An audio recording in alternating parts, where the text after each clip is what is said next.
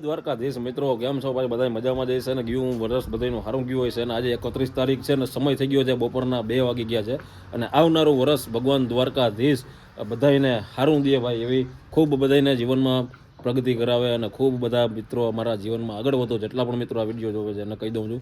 અને આ અત્યારે તમે સિચ્યુએશન જોઈ શકતા છો, આ છે આપણું એક સારવાર કેન્દ્ર. આપણે કહી શકીએ કે જે પણ માલ ઢોરનું રોડ ઉપર એક્સિડન્ટ થાય છે એને આપણે અહીંયાથી રેસ્ક્યુ કરી અને મિત્રો દ્વારા અહીંયા આવે છે. અહીંયા આપણે બધી એને બધાથી બનતી આપણે એને સારવાર આપીએ છીએ અને એક એવો પ્રયત્ન કરીએ છીએ કે એનો જીવ બચી જાય.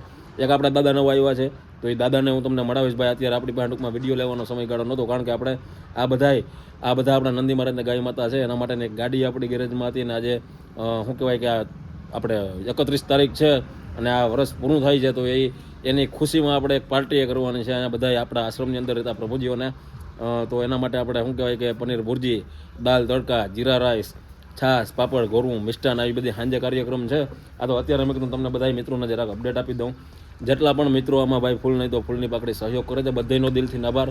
આવનારું વર્ષ ભગવાન બધાને એવડી પ્રગતિ કરાવે અને જ્યાં પણ તમારાથી થાય ત્યાં થોડો ઘણો સારા કાર્યની અંદર ભાગ લેતા રહેજો.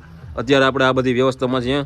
આજે મારો ધ્યેય એવો છે, તમે આ નંદી મહારાજ જોવો, અને જે ઠોકર મારી દીધી હતી રાતના અહીંયા લઈ આવ્યા છીએ. આજે લગભગ બીજો દિવસ છે અને અહીંયા એને શરીરમાં બધા અહીંયા ઘા છે.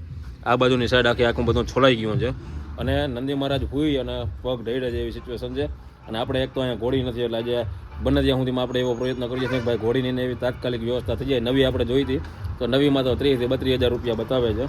એટલે જોઈએ જેવી ભગવાનની ઈચ્છા, ભગવાન કરે ને કદાચ આજના દિવસમાં ભેગું થઈ જાય તો આ નંદી મહારાજને જે આપણે અત્યારે બેલાના ટેકે બેહાડ્યા છે એનું કારણ છે કે હોઈ જાય તો એ પગ ઢળી જાય અને પછી હિંમત હારી જાય છે.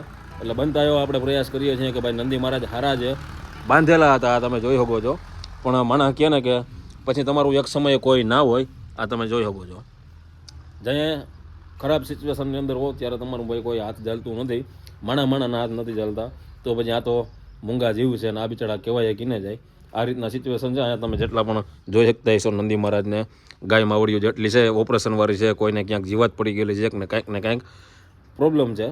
અને આ બધી વસ્તુ તમારા બધા મિત્રોની મદદથી હાલે છે. વધારે વાત અત્યારે ના કરતા, કારણ કે હજી ઘણા બધા કામ છે અને બંને તો આપણે ઘોડીની કે કાંઈક વ્યવસ્થા કરીએ.